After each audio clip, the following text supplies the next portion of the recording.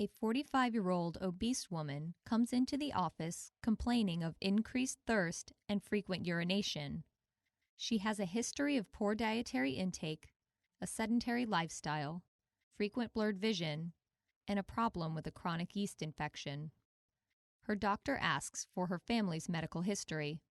She explains that her 67-year-old father has a recent history of stroke and has been a type 2 diabetic for over 15 years.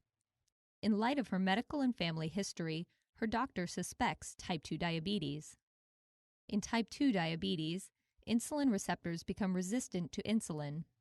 Fewer glucose protein transporters are activated, decreasing glucose uptake into cells.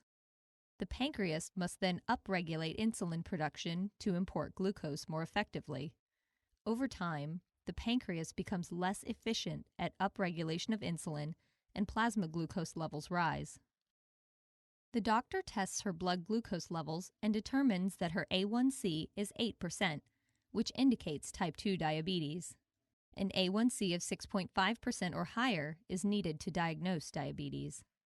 The lab results also showed sugar in her urine, which is abnormal. Her doctor explains that her increased thirst and frequent urination are because of her elevated blood sugar. Her kidneys must filter out more sugar from the bloodstream, creating more urine and causing her dehydration. Her accommodation problems are triggered by osmotic and fluid changes in the lens of her eye that cause the lens to swell. Her vision should return to normal within 3 months as her blood sugar normalizes.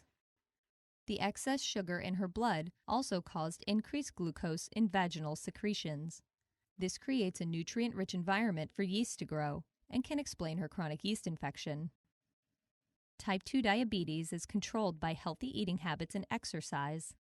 Medications may also be able to control blood sugar levels. Eye and foot evaluations, as well as appropriate immunizations, will further enhance the effectiveness of type 2 diabetes control. Management of type 2 diabetes starts with the patient and is maintained by the doctor in efforts to return the patient to his or her everyday routine.